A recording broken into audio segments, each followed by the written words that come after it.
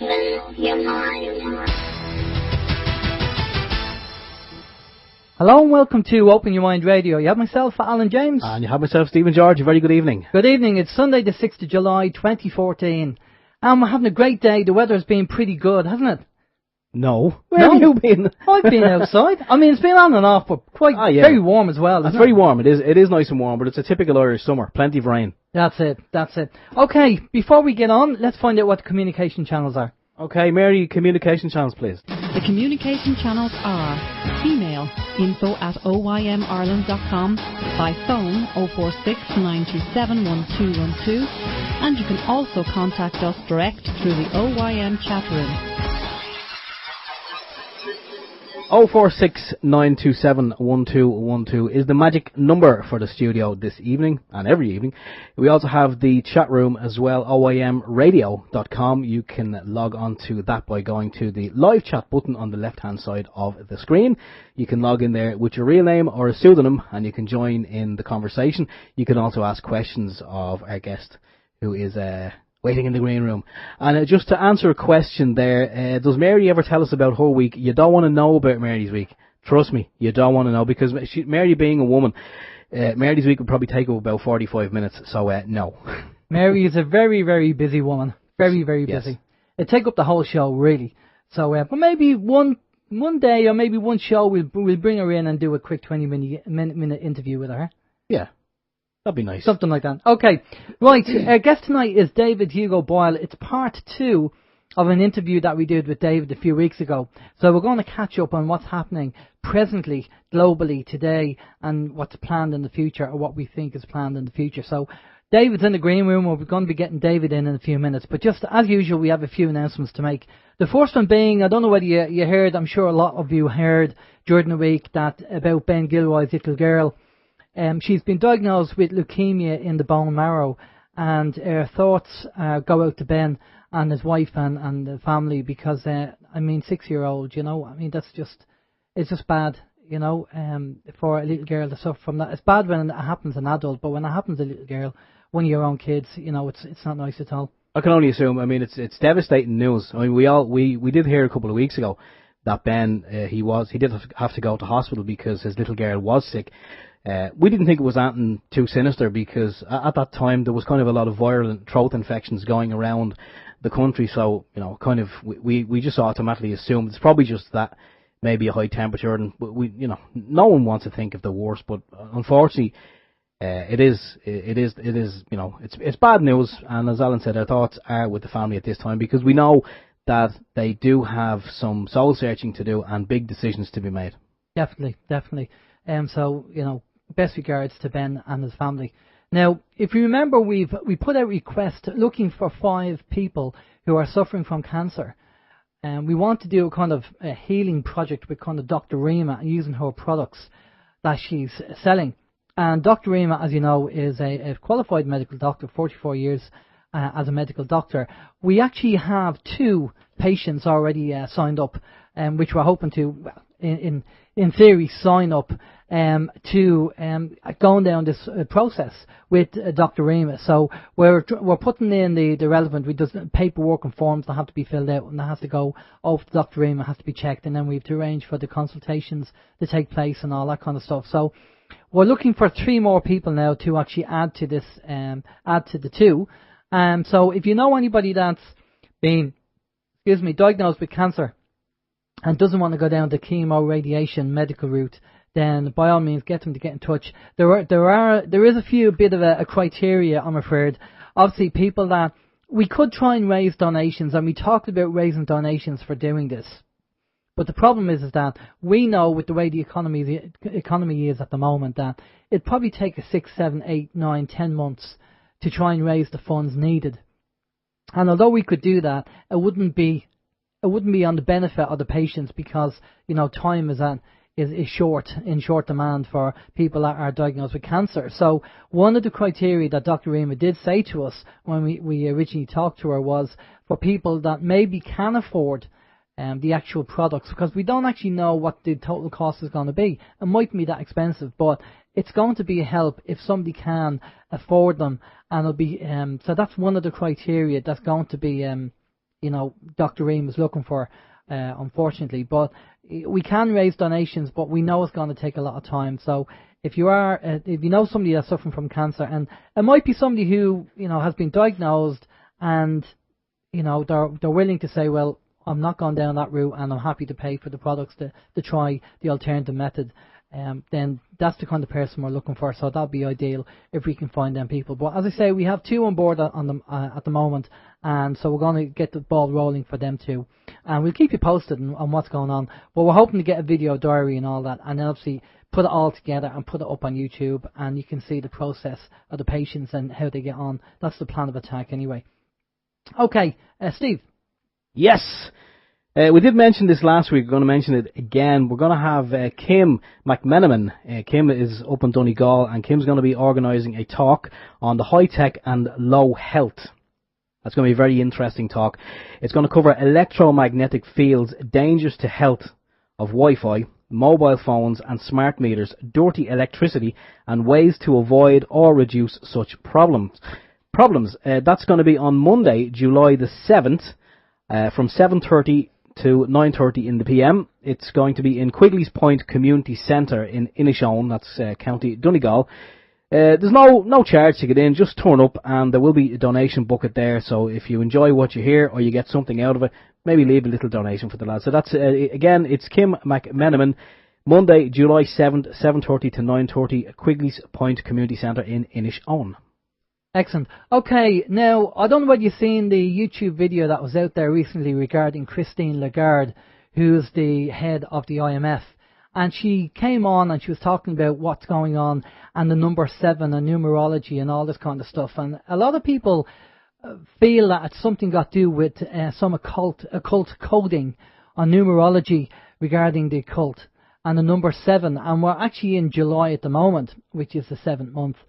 And there's a few people kind of, looking at this and kind of seeing trying to decipher what she's trying to say. And the 20th of July seems to be a month that she's, or day, date that she's talking about. So we're just going to have to keep our eye on that and see what happens. I mean, she's been talking about a reset of the financial system anyway.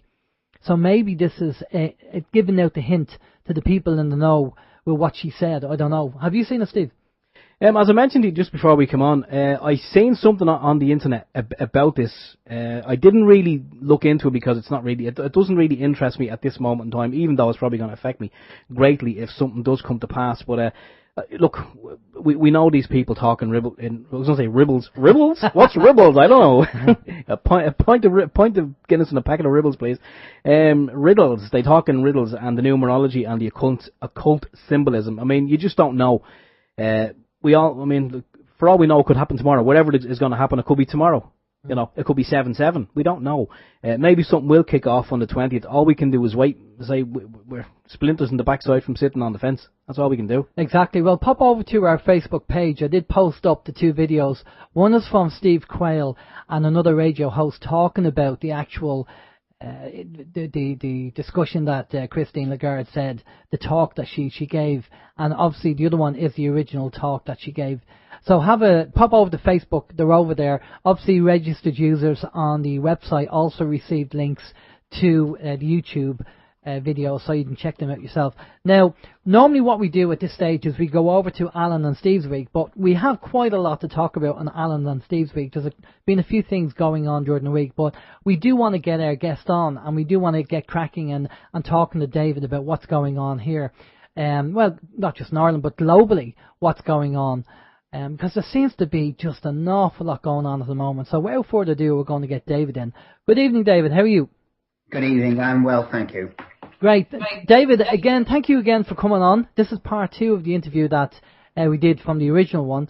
And if you want to just give us 5 minutes of a synopsis of, or just a quick bio of yourself, David, just so people will catch up, just in case you didn't hear part 1, just give us 5 minutes of your websites and what you do. Okay. My name is David Hugo Boyle. I'm 66 years of age. I have been interested in the open mind of your own aspects, but more in the understanding of the workings of the universe, where most people seem to have concentrated on exposing the wrongdoings and the aspects. I said, well, what's the sense in trying to do that if you don't know how things work? If you know how things work, you can change them and alter them, which is what I've concentrated on, finding out how things work. And once I committed to that, I found the universe helped me, gave me a career in many, many different things, particularly in manufacture. I've had most aspects. I've had model railway companies, wholesale, retail, distribution. I've imported goods. I've supplied 600 shops in England, exported to 40 countries. I've also run a sewing factory. I had my own injection mold tool company, and we made masses and masses of different items across the ranges into most markets. This has taught me how to analyse things and get down to what's worth talking about, throw all the bits away and keep the core of what's actually happening. So once you've been able to analyse and get rid and strip out all the unnecessary paraphernalia, you end up with the truth, or the basics of the truth. And once you've got that and you realise how it works, you can then operate it, change it and adjust it. And we've done many things which have brought into consideration things for the future. And I'll discuss many of those later. So basically that's me. I, at the present time, have the exhibition of the workings of the universe on the promenade at Blackpool, which is going to move to new premises in the next 6 to 8 weeks, twice the size and on the ground floor level, so people got easier access, particularly for the disabled, in and out. It's twice the size of the exhibition we've got now, which is also completely packed to the ceiling, so we'll be able to spread things out more easily and be able to cope with more visitors as times change and people begin to realise that you really need to know what's been going on and what is going on. Excellent. And the last time you came on, obviously we advertised your exhibition, and you said to us there just before we went live that you had a few people come over to you after listening to the radio show. Yes, we've had at least 3 couples of people who came into us and said they'd listened to the radio show and they'd come to see us. One particular couple who apparently had been in touch with you spent a great deal of time with us. When they went out, they were thoroughly happy, and they said they'd contact you again. And of course, possibly this is a second report from that. Well, and there's 2 other couples as well that came in and said they'd heard us on the radio, which is wonderful. And even yesterday, a local landlady, a nice young lady, came in to see us, and she said she'd listened to us on OYM radio. Fantastic. It's great that the word's getting out there and people are listening and then popping along and seeing and getting more information, because I'm sure you'll have a lot more time to dedicate to these people coming to your exhibition and explaining everything that's there. I mean, it's something that myself and Steve would love to go over and see, but unfortunately finances don't allow it. But maybe one day we'll be able to take a trip over and see it. And obviously you're moving to bigger premises. That's a good sign as well.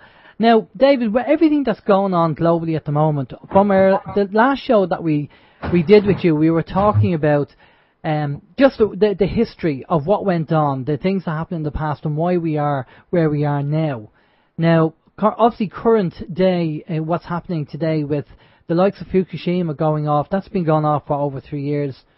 And we talked again just before the show about photos of dead animals, birds and whales and seals and all that kind of stuff. And you raised kind of a question. You made the point saying, well, when exactly were these photos taken? Which it's something that we didn't think about. We just assumed that the people were posting up the photos, that they were current photos. So, as you say, you might have more information about this and why you might be skeptical about the actual photos. So, what do you think is going on today? We'll talk about the Ukraine as well, but we have seen an awful lot. We know that there's poisons in the food. We know the chemtrails are still going over there. They're poisoning our water. There's so much going on. What's your take on it? Can I give should we say, a 5 to 10 minute overview? Of course. Of the whole of the world, of what's actually happening? Yeah. Go back to your history, right? As I've explained before, it's very easily to prove what you've been is totally wrong. The workings of the universe showing how the evolution of everybody and everything is totally out of control. We have been run by a group of beings who were left in control by the Anunnaki when they left the planet. They left the planet approximately in bulk just before 1500 BC on the last cycle through of Nibiru. And then at the same time, they left in charge the crossbreeds. The crossbreeds between the Anunnaki and human became the Illuminati. The Illuminati became the royal families and religious leaders, and they have controlled us through the elements of finance, state, and of course mind, which is religions. So they have controlled ourselves for the last 2,000 years. They've been actually in charge for 20,000 years. Well, they've controlled us comfortably for the last 2,000 years. Now we're waking up. Your program and many others, and thank you for doing it, is giving people a different picture. Most of us wake up, go to school, we're born, we go to school, we're given the information that they want us to know, because they control all the legislations in practically every country that concerns the government of children. So we're indoctrinated in what they want us to know. They don't teach children anymore to think or to be able to work things out themselves. Most people going to university and schools are becoming nothing more than repeaters. They're repeating the information that they've got. And of course, if anybody stands up and challenges that information, they don't pass out, they don't continue onwards, they don't join the society that's there for the controlling elements. The world is now controlled for the benefit of these same groups and the same families, the bloodlines, and of course the multi-mega rich. So, these have been in charge. Now what's happening now? We're all waking up. All over the world, people are suddenly saying, hang on a minute, I can go to this place. Look what the internet's given us. The internet's given us a wealth of ability to travel to all the ancient sites. And straight away you can start to see that the archaeology of the stones does not match the historical timelines. And then you start to really, really think. And we have evidence to show you that mankind's been on the planet for approximately 600 million years in our own estimation. But the latest discoveries, if they are correct, and I can't say whether they are or not, right, because I haven't seen them myself, apparently they've now discovered 37 pyramids in the Crimea Peninsula. These pyramids are completely buried underground over the years of the build-up since they were actually created. They're estimated to be 5 to 750 million years old. Wow. And that's why you've got the Americans there who don't want that information to come out, because then all the status quo of all the people at the top of society will suddenly be challenged in every aspect, because that takes the origins on this planet phenomenally back.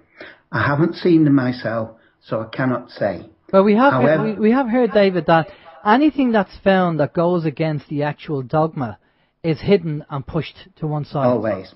Yeah. Right, now, what I believe is the Americans want to make sure that these pyramids and the areas where they are controlled.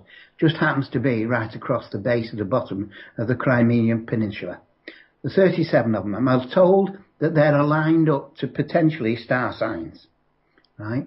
So, we've got a basic understanding. Now, in these pyramids, there's concrete as well, showing you the advancement of knowledge going back 700 million years old. This ties in with the footprints in the Pershing deserts in Nevada, which show human footprints walking across dinosaur footprints in the same strata. And the human footprints have got double rows of fine stitching and tread on the bottom, so fine only a machine or a computer could have made them. So we've got cross-reference already in the other aspects across the entire planet. So I'm not going to say that's a reality, but I'm telling you that the people are absolutely in control, are very, very concerned. Not just the Americans who want to keep status quo. By doing that, they have to make sure that the false history and the lies they've told us are kept operational. The Russians, of course, would like to be involved in on this. And of course, it's near to their back garden. So they would also like to. The greatest aspect I can say for humanity was when the Russian troops entered the Ukraine, that neither side went into a bloodbath shooting each other. Now, the people who control us have controlled us through fear, guilt and ignorance. They have told us only what they want us to know. So they are controlling the world by fear. Goodness me, every time you turn the television off, there's only fear, fear, fear, fear. Doesn't matter what channel, what type and what style, it's fear. And that fear tells you that all these things are happening. Now, all the trouble spots, which have been orchestrated by the Illuminati in the past, are all breaking out again. They're breaking out because this is their last vestige to maintain their current hold over the entire planet. And they are now on the way out. And they know they're on the way out. And of course, when you corner an animal, it becomes dangerous.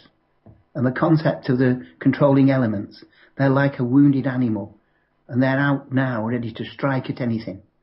And unfortunately, these people who had this plan of their own to create on this planet a haven for the multi-rich, the Georgia Guidestones tell you this, how they want to reduce the population to 500 million. And that's why you've got chemtrails in the sky poisoning us. You've got chemicals in the water, fluoride, poisoning us. And you've got aspartame and many other chemicals across the entire, in the food chains, poisoning us. Because the people who control the world think the biggest problem we have is there are too many people. And for the last 10,000 years, they've been working on how to reduce the populations to a manageable level. That's what the First and Second World Wars were. They were just population reduction exercises. What intelligent general would get his men to walk with fixed bayonets, without any bullets in, guns, into machine guns? What, not once, not twice, but many times. And then the other side to do exactly the same. And by the time the war finished, everyone was in a weakened state.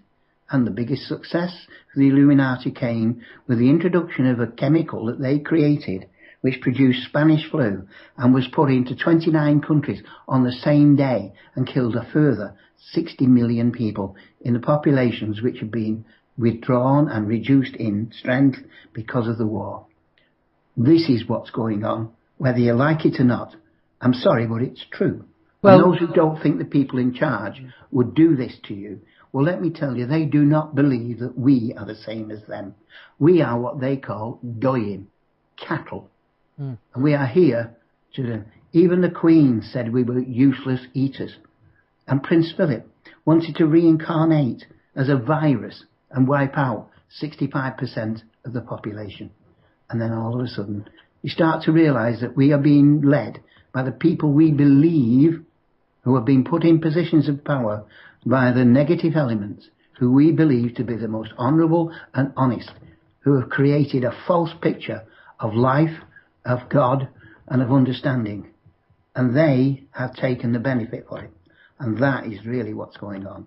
Okay. And the good news is they've lost. Well, somebody said to me the other day, David, regarding, you know, how come the chemtrails are still going? How come certain things are still going? Now, you know yourself, David, as much as I do, and Steve does, that at the top, in a, say, corporate company, if a corporate company is struggling, the board of directors are not going to turn around to the staff until they really, really have to and say, by the way, we're in trouble, because that will affect the morale of the company, and then we'll have all the staff leaving the company. So normally what happens is you have company directors and board of directors saying to the staff, yes, the business is doing fine, we're great, we're on target, but yet in the boardroom they're all worried about what's going on because they don't want to say. So what's happening maybe with the New World Order and Illuminati is that they're telling the lower down in their hierarchy that everything's fine, keep doing what you're doing, everything's fine, everything's going sweet, but at the top they're obviously concerned and worried because they know that that's not the case. Totally correct. Totally correct on the style. Now, we talk about chemtrails. We've been having these chemtrails now for 25 plus years. Right now, they have been at the thickest level. How many more people are collapsing and going down than have normally been going down? And the answer is no. And the answer is why there's no increase in people affected by the chemtrails. It's because our people that genetically engineered us, the creating forces, they are actually flying through the chemtrails. And there are many videos showing UFOs inside the chemtrails, changing the vibration frequency of the material so it falls harmlessly on us all. And that's what one of the reasons is why we're not dying. It doesn't matter how many times you look into the sky, you can see the straight lines and crisscross elements of the Illuminati, these brain-dead idiots who are flying the plane, who are getting paid and don't give a damn about anybody else. Well, I've got news for everyone. Every thought, word and deed we've been doing now for the last 15 years is recorded. And these people will find out that what they've given out to other people will be returned in the energy in a balance. and it will soon change. And of course, we know this. If each one of the guys dropping this chemtrail stuff realised that they would have to come back and be poisoned by chemicals like the chemtrails, right? For every time they kill somebody, they'd have to do a full lifetime. I don't think they'd be flying very much longer. But the situation's now changing, and we're learning, and we are being helped. We're being helped in most aspects of the creation on the planet. They're trying to clean it up. Because we, at the present time, don't seem to be interested. There's only small groups, Greenpeace, not Greenpeace in its total, but Greenpeace out with its ships, actually trying to do something different. Those standing up against the destruction of the dolphins and many others. You talked about Fukushima. Yeah. Right. Now, Fukushima has been shown with a lot of pictures of dead animals and fish, particularly all over the world. Do you really think that the ones in the bays in America are caused by that? One of the things that's causing it now is the American and the British naval use of underwater high and low frequency wave factors, which are destroying all the animals and plants, particularly the cetaceans, where of course the guidance of the larger animals, everything from dolphins to whales, is controlled by the electromagnetic fields and pulses, which are being interfered with by our governments, testing the weapons, utilising the weapons in there for the benefit of only themselves. And that has to stop. That's what's causing the whales and a lot of the birds and a lot of the animals. You send a high vibration through anything, it'll burst its blood vessels. And that's what's happening. It's killing the animals and killing all of the birds that's seen in the large numbers and in the waters. That's what's doing it. We have to stop our own military from decimating the livestock of this planet, without which we don't live. Exactly. We are part of a symbiotic race. Yeah. We have to have all these animals, plants and insects to be able to live.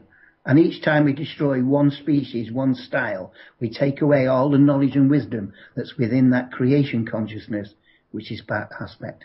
It's a disgrace and it has to change. The good news is it's changing.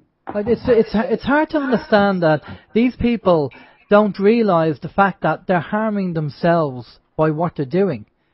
You know, right. I mean, they have to live on the planet as well, and they are actually harming themselves by affecting the animals and the plant life. And obviously, if the bees go, they're being affected. If the bees go, then we can kiss goodbye to humanity, because we need the bees to pollinate the plants and everything else. And there's just such an awful lot going on at the moment.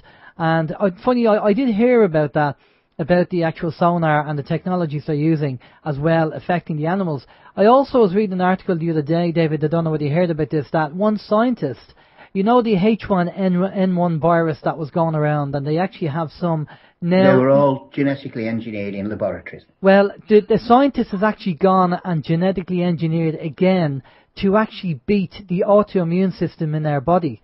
And the other scientists couldn't believe that this guy actually went off and did it. Now, I don't know whether he's trying to do it as a proof of concept or they're going to release it, but when a trapped animal it's up against the wall, obviously they will do everything and anything in their power. And a pandemic, across America or a pandemic across Europe, is something that they obviously want to do as well, because when they're desperate, they'll try anything.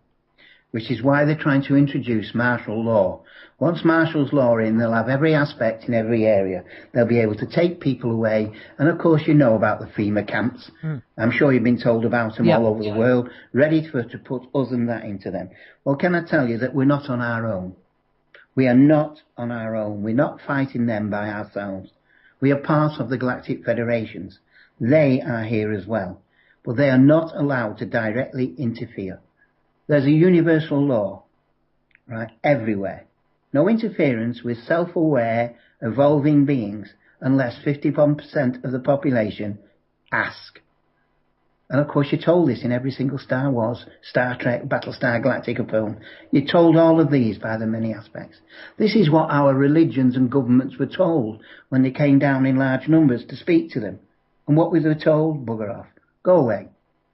And of course, they were not allowed to interfere. What do you know of the keys in the Great Pyramid? Well, before we go down to keys in the Great Pyramid, What do you say to people that just say, well, that's just new age mumbo jumbo? Okay, so new age mumbo jumbo. Go out and look at the chemtrails in the sky. Go and collect some of it together. Read up about Magellan's disease, right? Drink a lot of fluoride and ask why fluoride couldn't be carried away in tankers, because it was so deadly poisonous. The only way they thought they could get rid of it was by diluting it into minute quantities and giving it to everybody to drink, which at the same time calcifies your pituitary gland and pineal gland, which stops you being able to activate the 80% of your brain you don't use. Yeah, yeah. And I mean, I totally agree. It's obvious, you know, chemtrails are there, but even during the week, I came across somebody on Facebook actually saying that, oh, I can't be bothered with chemtrails and all that mumbo jumbo. You know, we have to deal with water meters, because over here in Ireland they're trying to put in force us to have water meters, so we're going to be paying for the poisoned water. And there's a big kind of rebellion on at the moment over here in Ireland, where people are saying, no, we don't want the water meters. Good. Everybody in Ireland stand up and say you don't want the water meters and stop it happening. Yeah, and stop them being activated to push you onto that section. That's right. I mean, and there's a big... We're already water metered in England in every degree you can imagine. Yeah. Now they want to put smart meters in. Well, these aren't smart meters. These are smart water meters. And they obviously will want to also put in smart electricity meters. And then they also want to they're looking at charging for our sewage. So we'd be charging for the water coming in and our sewage going out. It's just getting ridiculous. And all this money... Of course it is. It's getting ridiculous because we tolerate it. We stand for it. If we stood up in enough numbers and said, no, we don't do this, we were not having this, and we made the pressure on the supposed politicians who are supposed to be there for our benefit and told them, no, we're not having it, and voted them out and started voting in other aspects. We need to change our entire system. We need to change everything. And having learned how the workings of the universe are, we've created councils of 12. This is what we really should be doing. We shouldn't have a government for the benefit of the rich or the multinational or each individual nation. We should have a government body and system that operates across the entire planet, that works together for the whole populations everywhere. Doesn't matter whether you're first world, second world, third world rated. We should all have exactly the same government, which is what we produced and created in councils of 12. And when you understand how councils of 12, it will change the world. But it's got to be got out. And at the present time, trying to get it out onto the market to explain to people, we don't need politicians. We don't need all this. What we want is everyone to be involved in every aspect. So I'd like to go through, and if there's one thing I want to talk about on this programme, is councils of 12, and explain how they work, and ask all of your wonderful listeners if anyone can add anything to it, and what they think about it. Well, here's the thing. I'm very open-minded. I always say I'm an open-minded skeptic, as Steve is, and I do read and do study and do have a look at what's being said, and there's a lot of people out there saying things are happening and it's positive, and you know, there's people out there going to help us and all this kind of stuff. And I'm not seeing it. In all honesty, I'm not seeing it. I'm seeing people power. I'm seeing people standing up for themselves and saying no to water meters and no more from this, that and the other. But I'm not seeing anything else. And you're not seeing anything else because the entire media is controlled by the same people. The same small group who make sure the only information you get is what they want you to know. So consequently, no matter what went or goes on in the world anywhere, you won't know about it, because all you'll know about it is what you're told. And you're only told what they want you to know. And I'm telling you that now they're changing all of the news, all of the pictures, and the understanding. They're giving you different realities. And of course, that's showing you they're maintaining their status quo by every and any means possible, because they're losing the battle. I mean, I recently went to Stanton Drew and to Avebury, and we did ceremonies on the 21st, on the solstice. And I was delighted to see that we were joined by many, many, many other people who cared. And the reality is now changing from the understanding of control by the governments to control by the people. We need to take our power back. I don't mean by wars. I don't mean by fighting. I don't mean by destruction. But more by non-compliance. More by, I don't want a water meter. You're not coming into my house to install one. Exactly. Well, and take them to court. Well, that's and take them. And there's laws elsewhere to say that you cannot be, medically treated without your permission. Well, the utilisation of fluoride in the water is a medical treatment, right? And aspartame was developed by the Nazis in the Second World War as a chemical weapon, and we allow it. We should be taking our water board and our authorities to court, fight them with their own weapons. Yeah. And if everybody in Ireland, or every household in Ireland suddenly decided they were going to take them all to court, the entire judicial system and the entire aspect of everything would collapse because there wouldn't be enough capabilities to do it.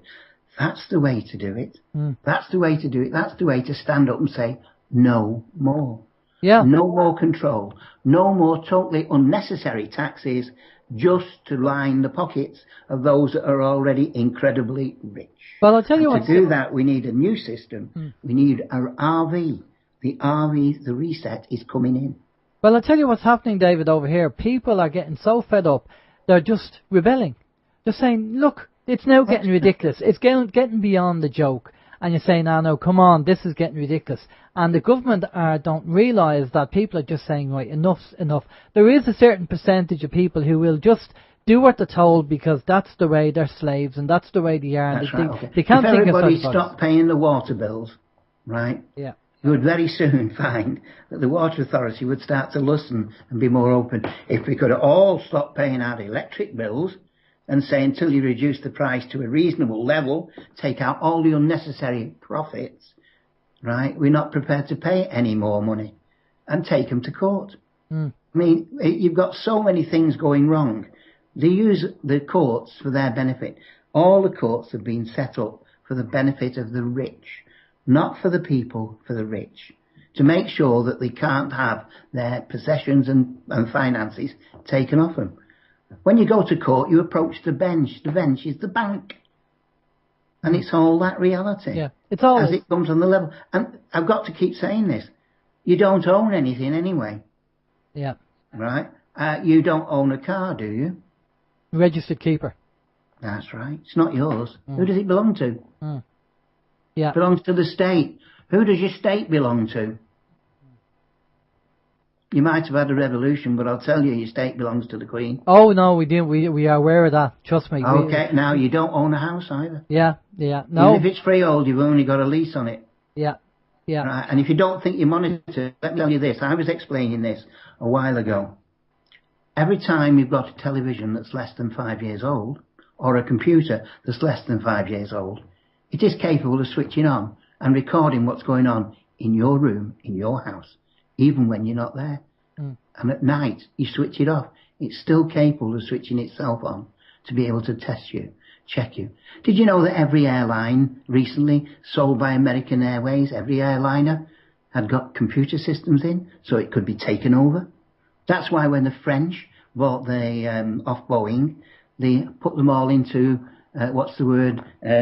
storage for 3 months while they took out all the electronics that the Americans had put in them. Now here's one that you're not going to like. Cars. Any car less than 5 years old has the ability to be taken over by other people. It's been built into the electronics that's within it. And that's just the beginning of the spying that's going on every single person on the planet. And the problem is, of course, there's not enough people to monitor it all. It needs sorting out. It needs stopping. And I'm not being paranoid on this. You can check all this out on the internet. There's lots and lots of information. So with the ability of photoshopping pictures and understandings, you'll find that what you're being shown in many cases, just find out the source of the people. As I've told you now, I can't guarantee that the pyramids in Ukraine are 500 to 750 million years old. I haven't seen them myself. But I've certainly seen most of the other pyramids, and I've seen most of the reality that you can be told. So we've got to start discerning the information we're given. And that's a big point of our lessons right now, being able to feel. And I'm going to tell you this, it's not the brain that has the ability to help you. It's your gut instinct, your feeling. Does it feel right? Well, if anything gives you fear, then I can tell you, it's not for your benefit. It's for the benefit of the people instructing the fear. Yeah, no, definitely. Well, I'll tell you what, David, we're going to go over to a few questions now that have come in. We'll start dealing with the questions now. So over to you, Steve. Yeah, it's great information, David. It's frightening, but it's good information what you're giving out there. I know there's more to come. And at the end, I've got to make sure that we get an equal positive reaction, because I can tell you, it's not the negatives that's winning, it's us that's winning. Us. When we talk of me, myself and I with the devil, when we talk of we and us and take responsibility, we then win.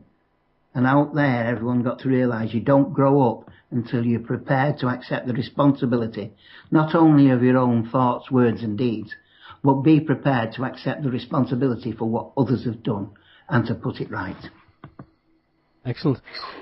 Before we jump into the questions, David, the one thing I want to ask you is, I already know the answer, but just in case someone is already maybe thinking about this question, when you say your computer, I'm just going to focus on a computer for the moment.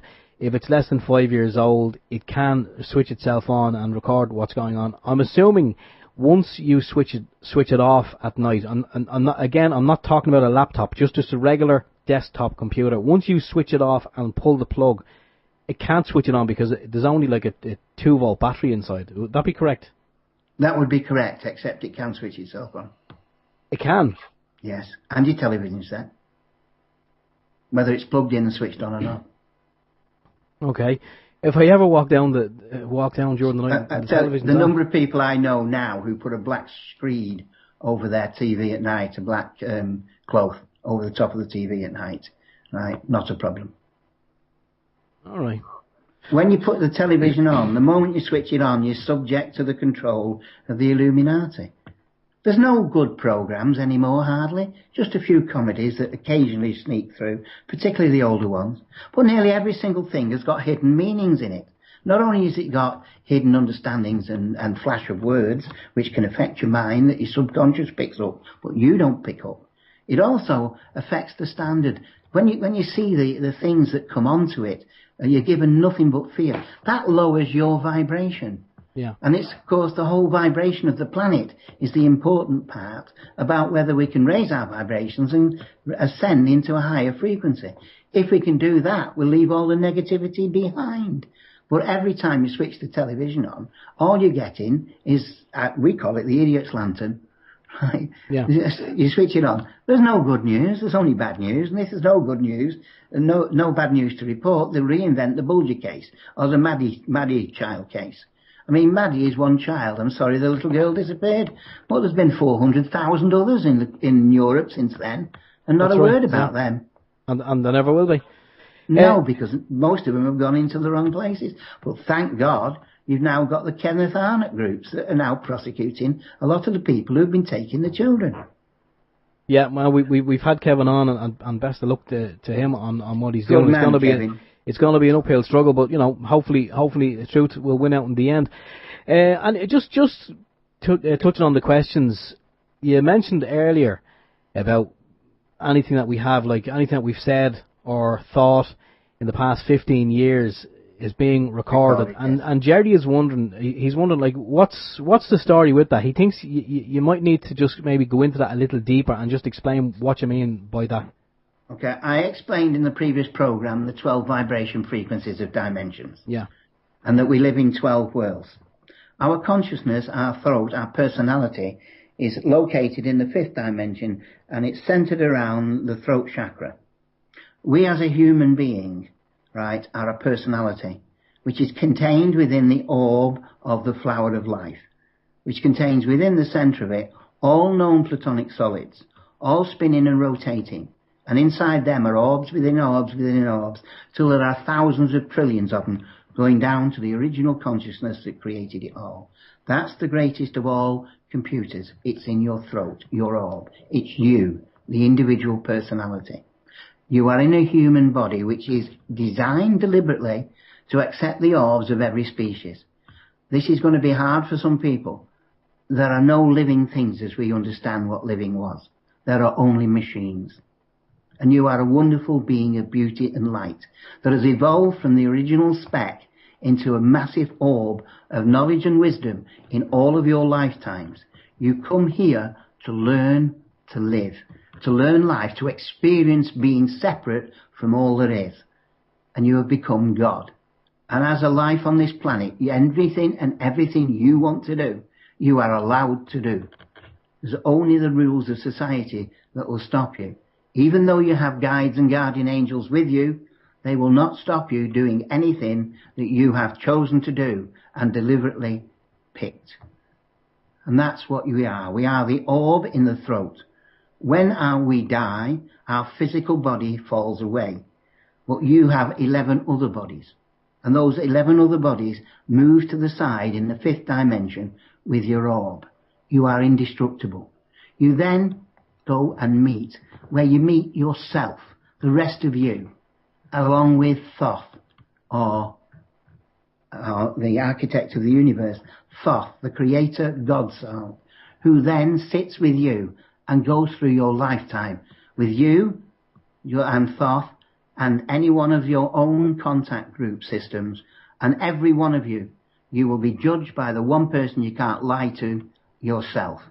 So every single thought, word and deed on every single person that we've done in the last of our lifetime, certainly in the last 15 years, if not our entire lifetime, is recorded so that you can go through and see what lessons you've learned. And you're here to learn to raise your consciousness from the root chakra, which is 666, the number of the beast, in the red chakra, which of course is the human being, and that has a meaning of me, and to control the orange chakra, which is the desires, which is a meaning of ourselves, looking at yourself from the outside.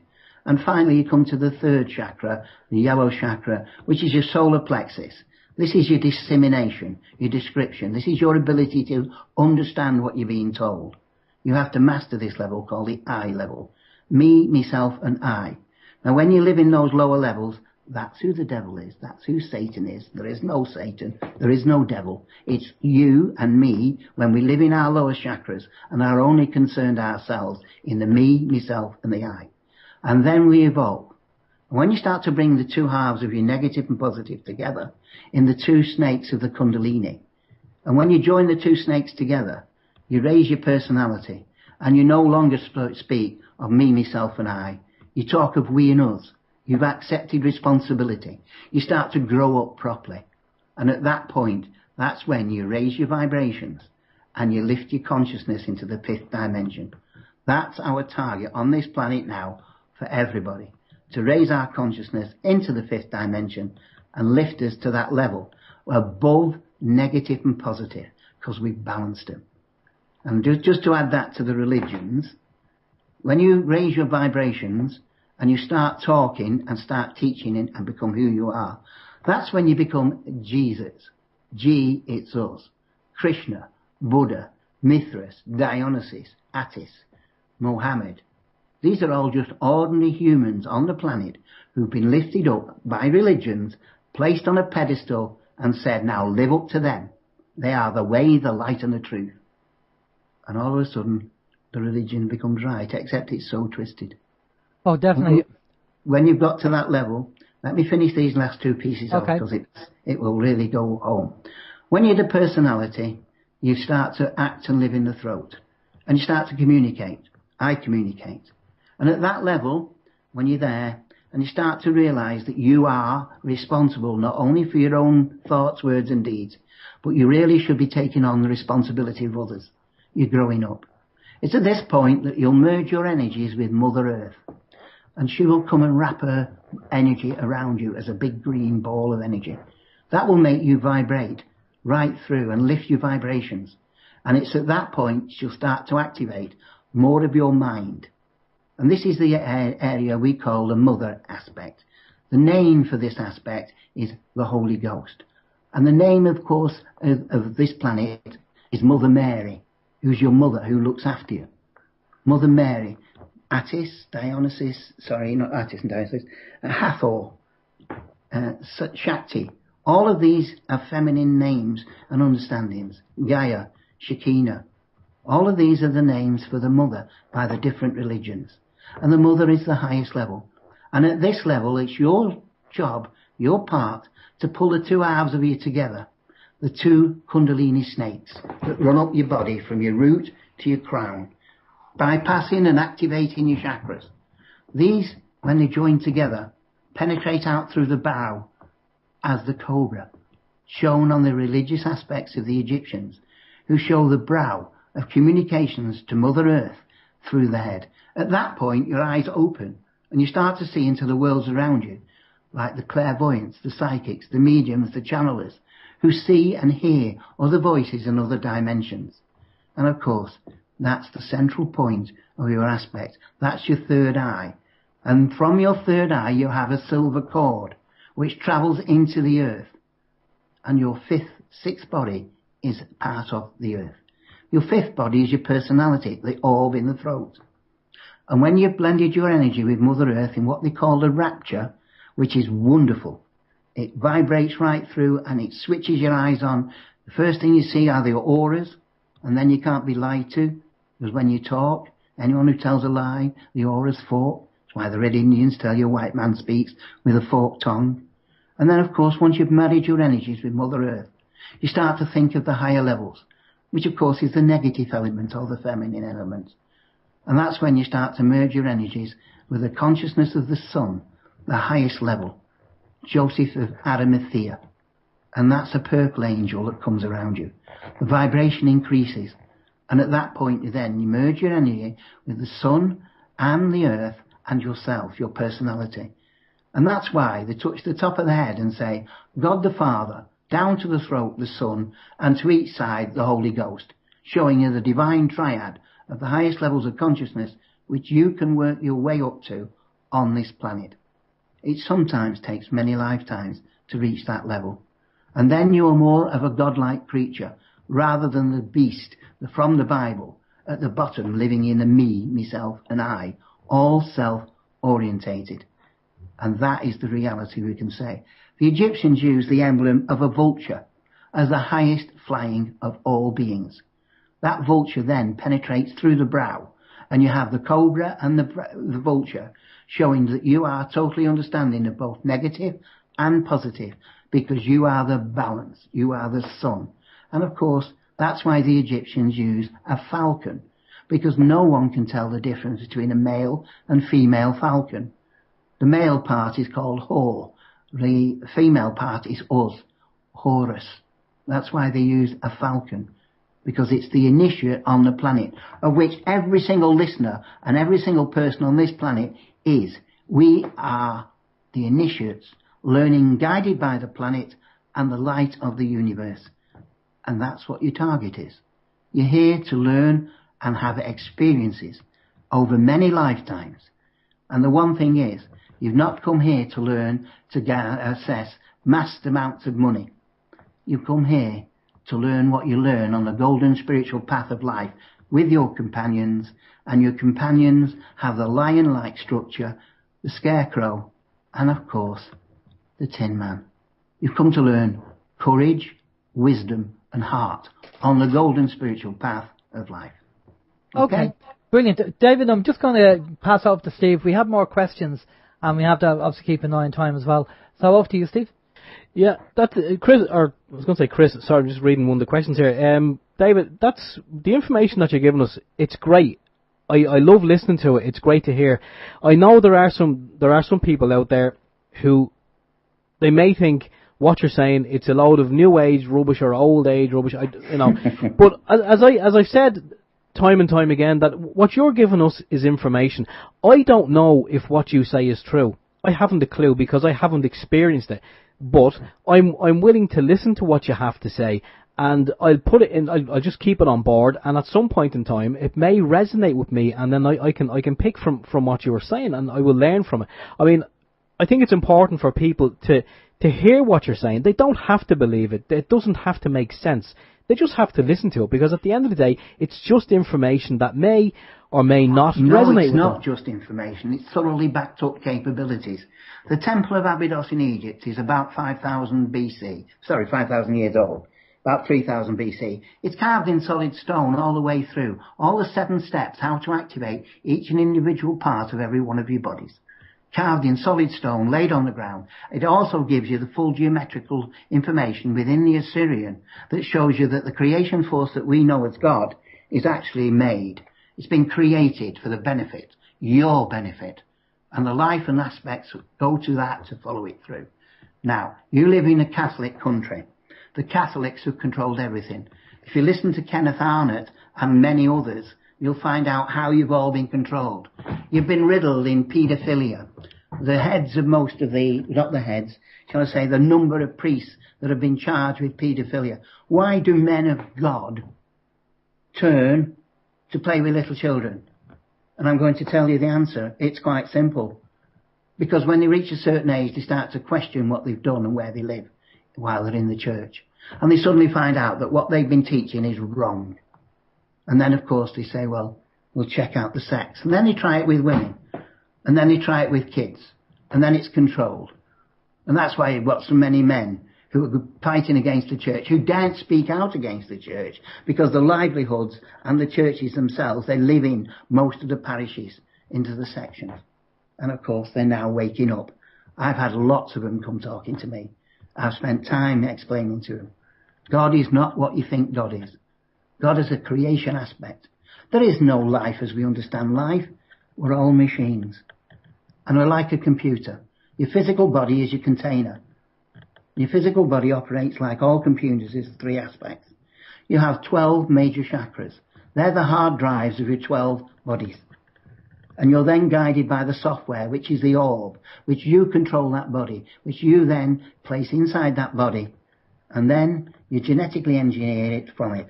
The source is from many things. You call it the force, the highest levels of consciousness, which affects us, and that feeds your information.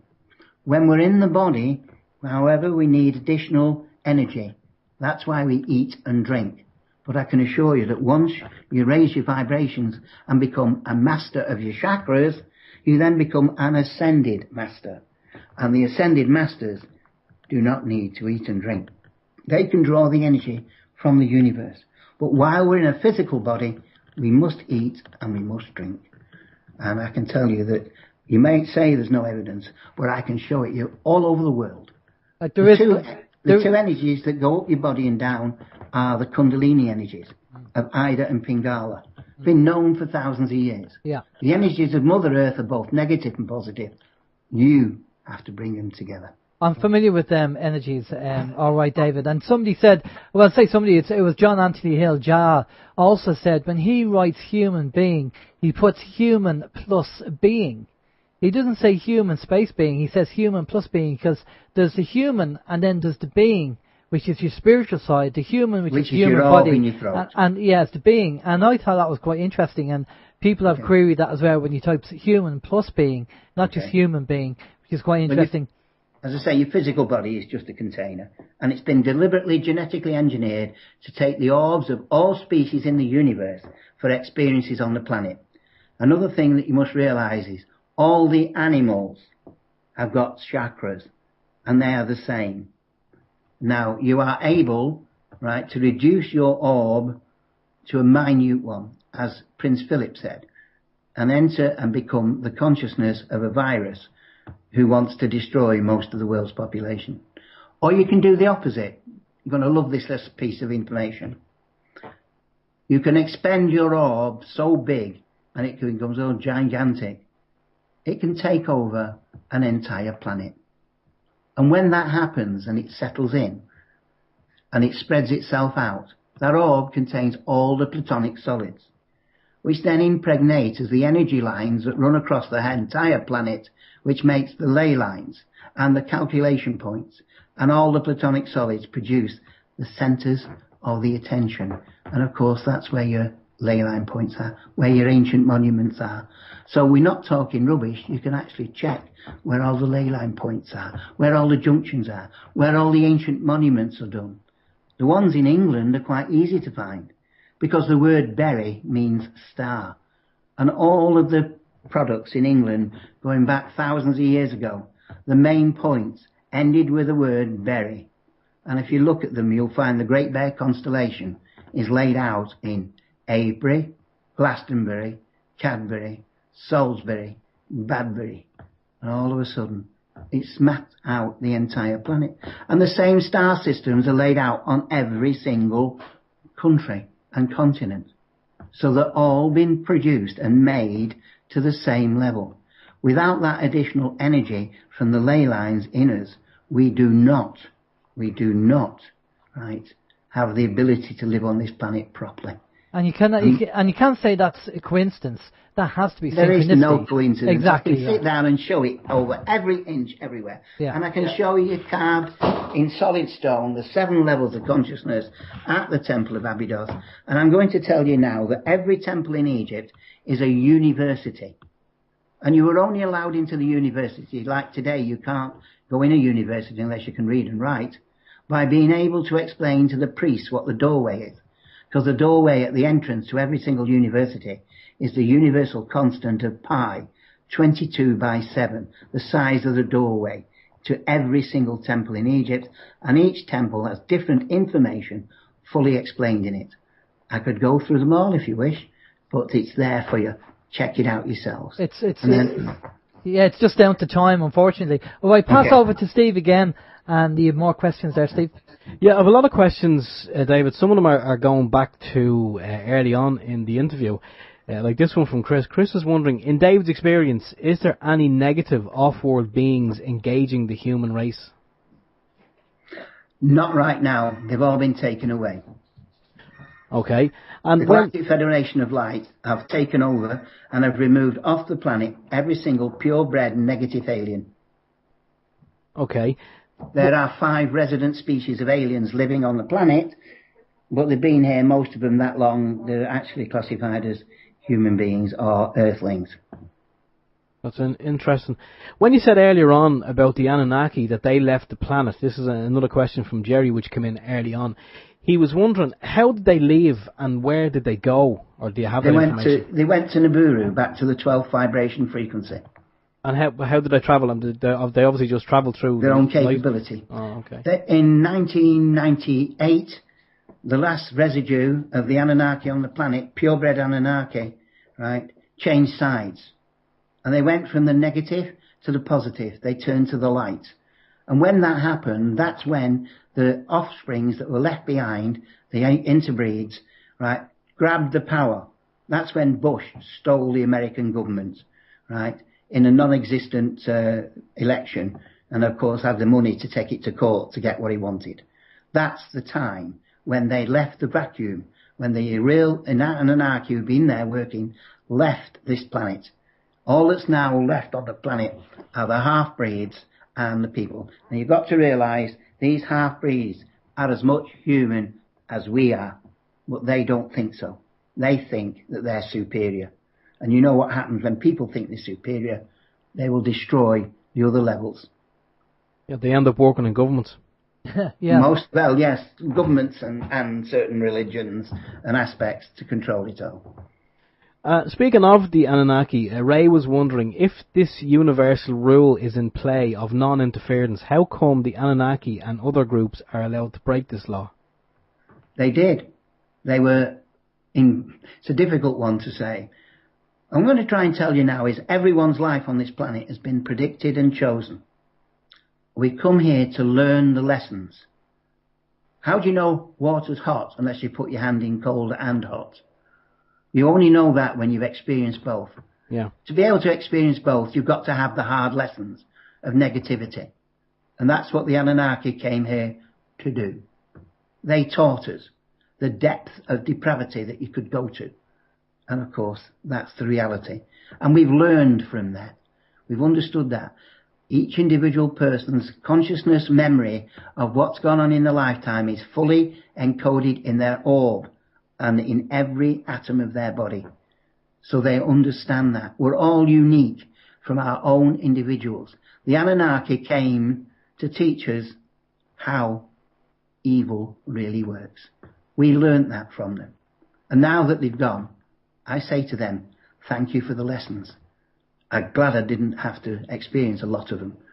But a few that I did, I didn't like. But it's not a case of like. You see, you don't learn when everything's tickety-boo.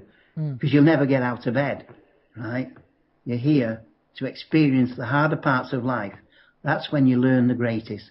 This is a spiritual understanding.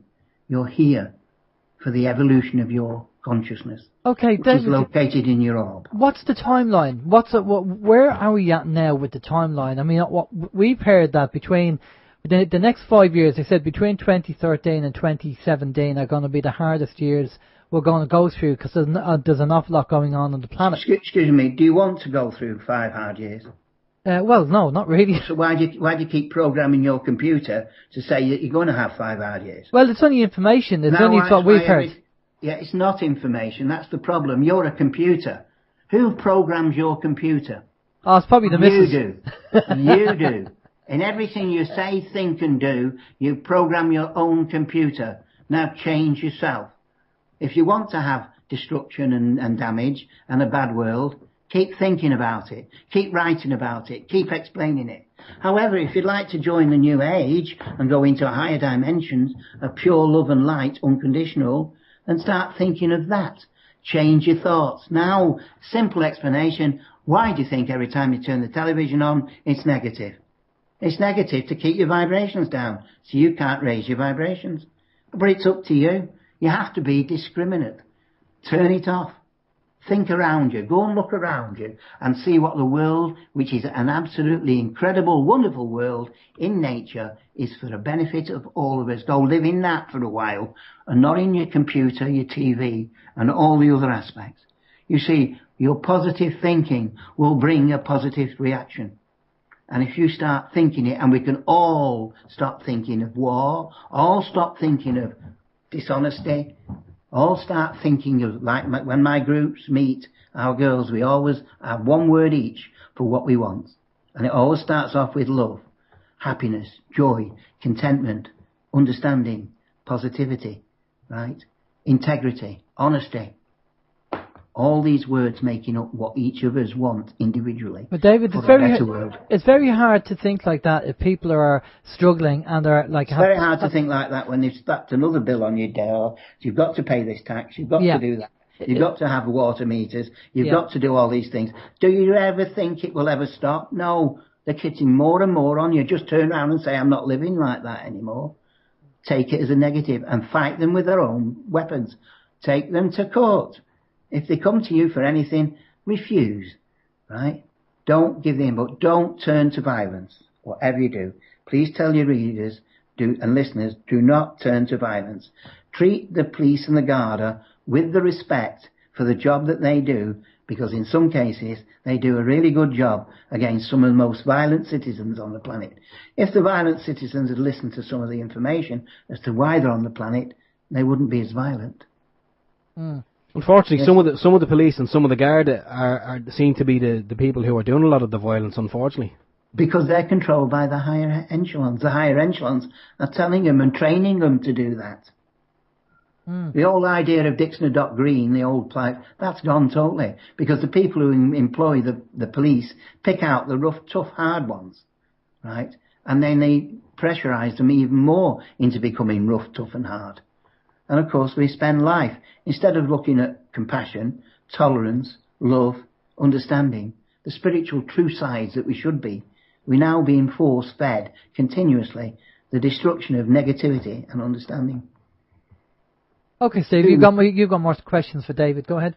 Yeah, next one. Yeah, next one is from Karen Quinn Tostado over there in the US of A, a long-time listener of the show, and a good friend of OYM is Karen. Karen's wondering, aren't people asking for help when they pray? Karen has asked numerous times for any and all help and guides, spirits from the highest good to show themselves. No luck so far. She's done it for years, and she's just wondering, what are your thoughts on that?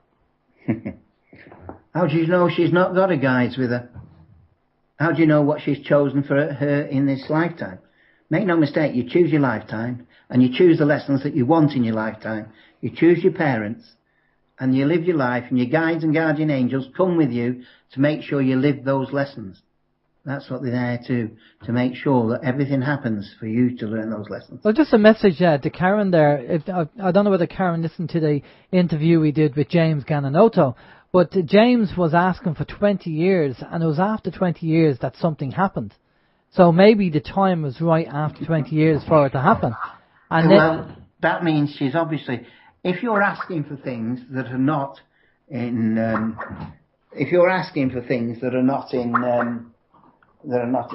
I've got several other people trying to get on to let me just kill them all. Not literally. Don't kill people. You're telling us not to be violent.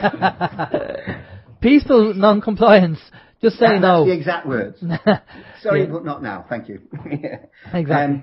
Yeah, so it's a difficult one to say. Can I tell you that when I first started and I opened the first exhibition, I was not totally spiritually aware. I wasn't in communication with my guides. I wasn't in, as I thought, communication with my other beings. And then one day we built a pyramid and we had some people come in. And my wife took them through the process of communicating with the guides. So I listened to her and watched what she said and what she did. And then the next batch of people that came in, she wasn't around. And they asked, could they be introduced to the guides?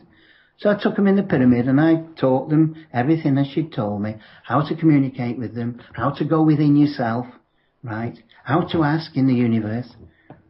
And I was absolutely stunned. Because the same people come back a week later, right, and told me that they were in communication with the guides. They were getting colours and they were getting aspects. And that really wound me up, because I hadn't. And I did it again to several more people. And they came back again and say they were now in communication with their guides. And I'm stood there and I built a lot of resentment in myself. Yeah. And then one day I thought, well, why be resentful? Why not be thankful? I've taught those people what they've done. So I went in the pyramid and I thanked them. And I then was introduced to my own guides. My own guides said to me, we will be with you all of the time. You might see us as colours. You might see us as understanding. But we're going to give you a special way. And I'm going to tell you that way. He said, every time you've got something that's correct, we will activate your right hand or your right foot chakra. Every time you've got something wrong, we'll activate your left hand or your left foot in your chakra. And I thought, well, why my feet? And a few days later, I was driving along the road and I was thinking about something, and I was thinking about putting certain things in the exhibition. And I immediately got a right in my right foot. And then as I was a bit farther on, I was thinking, well, should you put this in? And I immediately got a blast of no. And then I realised that I had communication with my guides. You get communication with your guides in a feeling, a sense, a smell, sometimes in your chakras. Sometimes people can see them, but they're there. You might get a brilliant colour that'll appear. Another thing my guide told me was, if you're looking at a book and reading something, you'll see a brilliant colour speck of blue appear in the top corner of the page for a second. That'll tell you what you're reading is accurate. And from that moment on, I came along knowing that. Also, I'd like to add to this as well, you know, after living in the UK for 17 years myself and, you know, being to a lot of the spiritual churches, there's a lot of the spiritual side of things over in the UK is so much more advanced than over here in Ireland. And I'm not putting down the people in Ireland, but what I've seen in the UK compared to Ireland, you know, there's a lot of people developing systems and, you know, linking to their own, finding their own spirituality. Now, I know there's people who are skeptics who don't understand the spiritual side because maybe they just haven't reached that point in their life to open up their mind to the whole spiritual side, and their idea would be to say, oh well, we know they have technology to actually get you to do like MK Ultra and all that, and they can actually take over your mind and do what they do. And yes, they do have the technology to do that, because we had Barry Cho on the show who confirmed they have the technology to do that. But what I would just say, David, is that, you know, I mean, you know what's right and you know what's wrong. And if you're being told to do the wrong thing, then you can guarantee it's not going to be your guides. Okay, I'm going to say one greatest very piece for everyone that's listening. When you do what you know is right, everything comes to you. Do you understand that? Mm. Most people know what's right and what's wrong. And when you're doing what's wrong or avoiding doing what's right, then you'll find that you're going to have the problems and the disconnection in your lifetime.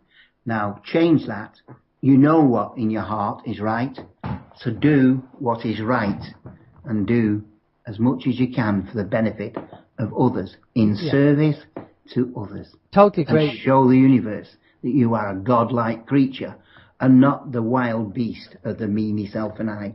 And this is where it comes to human plus being, because we are human as in the animal and being as in the spiritual.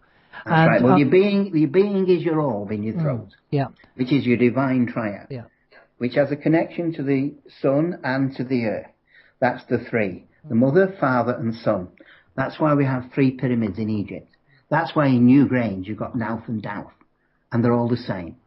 It represents the 3 aspects: negative, positive, and balance. We are to be the balance between the negative and the positive, to understand both, which is why we've all been exposed to the worst detriments you can have. We've also been exposed to the better parts of life and understanding.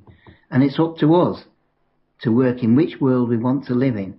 And it's up to your mind to program yourself and assist everybody else to change the world that we live in. And also, David, I'd say, even keeping away from the spiritual side for a minute, you know, our path in life, ideally, is to move away from ignorance and ego and move towards humility and wisdom. So totally correct. That in itself, for people who are not spiritual or don't get the spiritual side or just think it's new age, just think about that fact. Move away from the ego and the ignorance and move towards humility and wisdom. At least if they move in that path, and then they find out, because we are service to others. That's where we have to go. That's our aim, is service to others, not service to self. And unfortunately, service to self is ego, and we have to move away from that. Totally, because we are spiritual sharing beings. We're all one creation. We all came from the same creator. It's just the same God particle that's in the middle of every atom of existence that made all the animals, all the plants, and all the planets and all the solar systems. We're all one gigantic being. We're all in that part. As Shakespeare said, the whole world is but a play with one player playing all the parts. Yeah, definitely. And also I'd say, you know, we've said this before, we all are on a path of knowledge, and some people are further down the road than others. So just because you don't get it and don't understand it, doesn't mean that you should go off and start slagging other people off if you don't get it. I mean, I'm going to tell you another great secret. When you criticize other people, you will receive the criticism back, sometimes tenfold. Yeah. We are all gods and goddesses on this planet, learning to evolve our consciousness to become a godlike creation, to finally go out into the universe when we've learnt everything and fill the gaps as the universe continuously expands. That's what your target really is. Yeah. And each one of us is an individual universe in training on this planet, and we've been, nearly all of us, on this planet for over 280,000 years. We've been everything. We've tried everything, we've done everything, we've been great kings, great queens, we've been mass murderers, we've been raped, we've burnt people alive, and we've burnt alive. All that knowledge is stored inside your orb and in some of your DNA cells. So, that's what you're for. You're not here to experience this one lifetime. This is the most important of all lifetimes, because all I can say is, ding ding, the bell's out, school's finished. Okay. We should all now be ready enough to go into the higher dimensions and join the universe. So what's happening now with people talk about moving into the 5th dimension. We have kind of Dolores Cannon and a few, James Gilliland, who's going to be on the show next week, and we have a number of people saying that this dimensional shift is taking place at present. It is. It's taking place right now. I mean, I recently did the AV5 with Ian Crane, and I did 2 lectures there. And at the end of it, I went through to explain a lot of things. But I started my lectures on saying there are basically 2 types of people. There are nuts and bolts people, and there are spiritual people. And for the nuts and bolts people in the audience, who tend to look down on the woo-woo land of the spiritual ones, and I'm going to tell you now that you are only just beginning your journey. When you start to question the nuts and bolts, it's the beginning. It's when you can find out, and then using your intuition, go into understanding a greater aspect of the reality than what you're presented with in the nuts and bolts levels. And of course, that did make a few of the nuts and bolts people quite angry with me. But afterwards I showed to them that you reach the higher levels when you understand more. When you understand more, then you can create. You can create nuts and bolts if you wish, but you'll never get any farther than a train or a plane or a car. But if you want to travel the universe, you need to be able to transfer your consciousness. And you'll be able to do that in your orb. It's when your orb leaves your body that you do out-of-body experiences. And you do remote viewing. The governments have spent billions on it. When you remote view, your consciousness leaves your body in the form of your orb, and it depends on how much of your consciousness you take with you as to how vivid and brilliant your travelling of the universe is. And of course, when you come back again, or somebody else has to touch your body, and you immediately shoot back into your body from wherever you are. But let's be sure on this, so nobody makes a mistake on this, right? You are your consciousness. You are the orb, which is a physical reality created by the platonic solids within your consciousness in a higher frequency, in the fifth dimension, and which is what we're going into. When you die, your orb leaves your body. It doesn't go anywhere. It's already in the fifth dimension. You are unaware of it because we've been deactivated. And then, of course, you then judge yourself. And then you decide whether you're going to reincarnate again. And it's up to you whether you want to drop some of your other bodies. So you return to a pure orb and then enter into a baby to be then born again in a new cycle of life, which you have planned with your guides and guardian angels, one of which comes back into the spiritual space with you. That is the reality of reincarnation. We've all been on the planet for 280,000 years. This epoch of destruction and change is ending. And we are going to turn this planet back into the heaven it should be. And we're going to show that we will not be tolerated anymore by the people that only care for themselves. And we will do this. And it's happening now. And even though you might think it's not happening, across the entire world there are vast changes in the banking systems and many other systems, particularly the religious systems, which are now beginning to falter. And we can see that. And of course, the more pressure we put on them, with the assistance of people like Kenneth Arnott, the quicker we're going to put these people, and I'm going to tell you, very evil people, out to grass. But we mustn't seek revenge on them, because they are still humans, who have been guided on the same lines as we've been guided, but with the benefit of the knowledge of how to work things in the workings of the universe. They know how to do it. But it's great because we're now also learning how to do it. Okay. So that's basically the point. Now, to Karen, would you please tell her to continue doing what she's doing, but to start to become more sensitive, to look at the higher vibrations around her, and ask her guides to make contact with her. Okay? Okay. And that could be a good way. Well, that's a message for Karen. She's on the chat there, so I'm sure she'll pick it up. Steve, you got more questions for David? Yeah, David, in relation to when you're saying about when you leave your orb, you have this choice whether to reincarnate or drop some of your body, so to speak. What if you decide that you don't want to reincarnate? What happens then? Do you go to a heaven? Well, heaven is the cosmos. There is no heaven as we understand it. It's all the vibration dimensions of the galaxies, the planets, the constellations. Right? Yeah. That's heaven. And that's where the angels and the aliens come from, the same place. And of course, we then understand when you leave your body, your orb leaves it intact. It doesn't break up. Your orb has all the knowledge and wisdom of every single one of your lifetimes encoded into it. Now, let's just put you right on the size of this. Everyone thinks the orb is about the same size as, shall we say, about a 6-inch globe. It's not. It's capable of expanding to the size of a planet or shrink into a virus.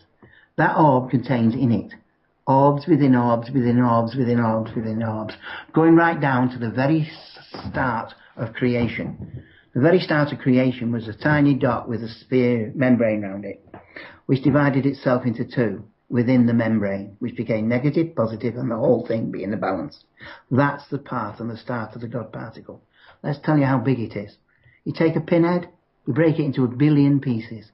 You take one of those pieces, divide that into 1,000 pieces, and then again and again and again, 7 times down, and that's how big the speck in the centre of every atom of existence, every photon of light, every part is. That is the God particle that's there already in every aspect. And I must point this out. Every time people talk to me about God particle and God, I keep telling them that there is the God that we understand is not what we think. It's now been created, and is now a wonderful being called the Prime Source Creator, which is the prime source of every single form of animal, plant, insect and atoms that create everything from material structures to light. Every part of that has this speck in the centre of it. So now you know how big it is. You have got hundreds of trillions of those in the centre of your orb. And then they go out in orbs and orbs and orbs. And they're all rotating and turning and moving. That's why you see an orb and you can see the spheres of colour and light in it moving round. And then rotating produces the mind that makes up the finest computer in the universe, which is your mind, which then stores all the knowledge. And you have now evolved through all your lifetimes into a magnificent being of beauty and light, capable of becoming a God-like creature. Once you've mastered your desires, your discernment, and of course your physical world. That's when you become the divine triad. That's when you master it and become an ascended master. And that's where you join the spiritual hierarchy of this solar system. And the people in this solar system, all the people that you understand as Allah, Saint Germain, Cthulhu, all of these are the ones who have already gone through this process. And most of the people on this planet are now ready to prepare to replace them.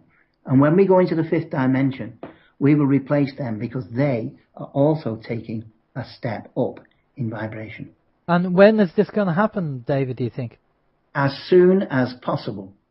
We always, in all of our meditations, ask to be no Battle of Armageddon, to be no destruction, to be as damaging as least as possible to go up into the universe.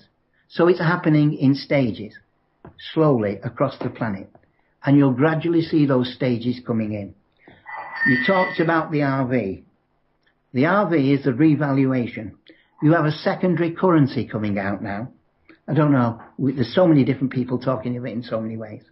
But this secondary currency is going to be backed by gold and heavy metals and precious metals. And who's going to control it? Who's controlling the second currency? The people who created you. Right, okay. So what's the story with Christine Lagarde talking about a financial reset of the system? That's your reset coming in from a different angle. Right, that's the New World Order doing the reset. No, the New World Order is not going to do a reset, right? They're attempting to do a reset. But your prosperity funds for everybody is going to come through, and it's going to come through in what's known as revaluation. Can I tell you now that the banks of international settlement are now distributing these notes and documents called TRNs, right, Treasury Reserve Notes, to the wholesale banks. And we anticipate that within about 20 to 24 days to start reaching the ordinary banks. Well, us, the ordinary people, will be able to go in and exchange our money for Treasury Reserve Notes backed by gold. However, anybody who's got more than £1 million is going to have to explain where it's come from. Okay, let's have a talk about this for a minute, because the banking system is controlled by the banking cartels and the banking families, the Rockefellers and the Rothschilds. Why should they allow their banking? Because they're about to go bankrupt everywhere. Right. And they're going to go bankrupt everywhere by pressurization from other people to demand the return of their gold and their IOU notes across the entire world, in which case the entire system of the things. But before that's going to be allowed to happen, there has to be a secondary system in operation, which is what's happening now. So do you think that video or that talk that by Christine Lagarde talking about 7 and being involved, she was talking about numerology. 7 is the number of light, the mathematical consciousness of creation. 7 is the most number. That's the number of chakras you've got in your mind and your body, the 2 lower levels. 7 is the most important number. 7 is recognized as Jesus, or the light of the sun. 12 is the overall picture. 12 is the understanding. Because in your lower levels, you've got the body, the mind, and the spirit. The body and the mind contained together is controlled by the 7 major chakras of the spectrum. The 5 higher ones are controlled by the vibrational frequencies of sound, or the spirit, which interlinks to the mind and the body, and produces the mind-body-spirit combined humanoid, which extends to the entire size of the galaxy, the universe, down to your individual spot in the centre of your core consciousness in the middle of your orb. And that is the reality of the 12 levels. Okay, so there's a comment here by one of our listeners saying that the RV is something got to do with the New World Order. It's a plan of the New World Order. No, it is not. New World Order? I have a New World Order plan. I would like everyone to be free, to be part of the opening, to be part of everything. I would love to have a proper one world order government for everyone, but not the government of people who are bankers. I would like councils of 12 to come in. Councils of 12 will give every single person, whether they're the highest or the lowest breed, exactly the same opportunity to go through the levels. And everyone to take a part. Well, we have about 15 minutes, David, so do you want to quickly, I know you said you quickly wanted to talk about the Council of 12. Do you want to go ahead and tell us? I would love to do that, so please listen carefully, and if there's any of your readers out there, listeners, would like to contact me and add anything to it, I would love to hear from them. Everybody on the planet, in every country in the world, will join a local group of 12 people. That means, a group of 13 people to start with. That means everyone will be in a group of 13. They could be all in 2 families or 3 families, or they could be spread across farms, across areas. Now, they will select themselves in every one of the groups, right, who is going to be leader for a year. They can do it in any way they like. They can draw lots, pick it out, do it any way they can understand it. Choose somebody to be a leader for 1 year. That leader will sit in a council of 12 leaders who will oversee 144 people. At the end of 12 months, the leader, that group, having been together for a year, will select one of their number to go to a higher group, and everybody else will return to the base group, to be replaced by the next person in the group. So it's important that when you set it off, you pick out who's going to be first and what sequence they're going to be. And once you've got that sequence, you must keep that sequence operational. You can change groups, but you have to make sure that if you're number 4 in your group, you go to another group that's a number 4. Right. So, this one person got a very difficult job. He has to go and visit every single person in his group every single day. That's all. And go to talk. If they're on holiday, he has to make communication by phone, telephone, fax, email, anyway, to make sure that every single person in his group is fine. And at the same time, if anybody needs anything, what they need can then be passed on to a higher group for supply. That's all the first job is. So 16-year-olds can do that comfortably. Now, at the end of 12 months, as I say, the council sits and selects a leader in any way they wish to go to the next level. But of course, anybody who doesn't want to go only has to state, so they can return. So that leader then will sit in a group overseeing 12 groups of 12. 1,721 people will be overseen gradually or guided by this group of leaders. So you've got these council levels going up. At this level, of course, additional information and jobs will be given to them. Not big, just gentle jobs to be able to do it. At the end of 12 months, when the first group redoes, so does the second group. They'll select one to go to a higher group and every single person to go to a lower group. But at this level, there has to be a consensus of opinion in the group. Now we come to the 4th group. In this 4th level, we now take on responsibility, because now we're talking to quite a big group of people, and it covers a big area. You might even have different areas sort of countryside and rural and townsfolk in the same groups. But you still have this controlling element of 12, 12, 12. And then finally, when that's done and we're all set in that level, and the fourth level, 3 things have to come in consideration now. Right? This is the last group that young people will be allowed in. Right? The end of 12 months, you go to a higher group, 1, and everyone else goes down. But now, the minimum age for anyone entering this group is 40 years of age. So that you've lived the life long enough to be of appreciated life and not just being indoctrinated straight out of university or school. You've lived life long enough to experience it. And now you take on full responsibility. Every single thought, every single decision that council makes, you're totally responsible for. And before the group breaks up at the end of 12 months, every decision you have done, you will look at, check out, and make sure for the benefit of everyone, every decision you've made, before one goes into a higher group and the rest return to the base group. This will give you slightly fluctuating base group numbers, which can always be balanced out at a later date. So now we've got councils of elders, right? But all the youngsters have been allowed to test and check on having the positions of responsibility. Can I just say, David, that sounds great in theory, but... No. Let's finish it all off. Okay. And then chat to me about it. Okay. All right. Okay. So we've now got up to the 5th level. And at the 5th level, of course, we now have a bigger job because we're at town council level. And the next level is the 6th level. And at this level, you become the judge. You are the judges in the courts. And you cannot avoid any other way going higher unless you go through this level. Now, several things are going to change.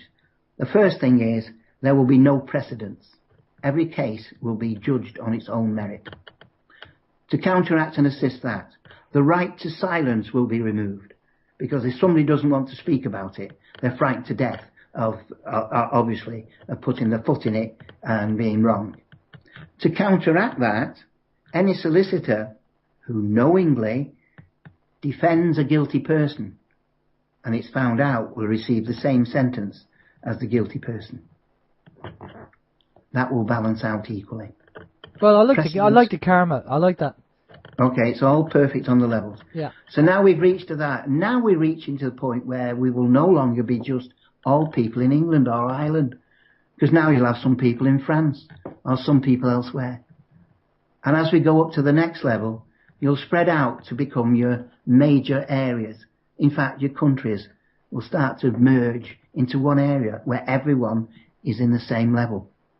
And of course, on the 8th level, you're at the highest levels now. These are basically the supporters of the people who will then be the council that controls the whole planet.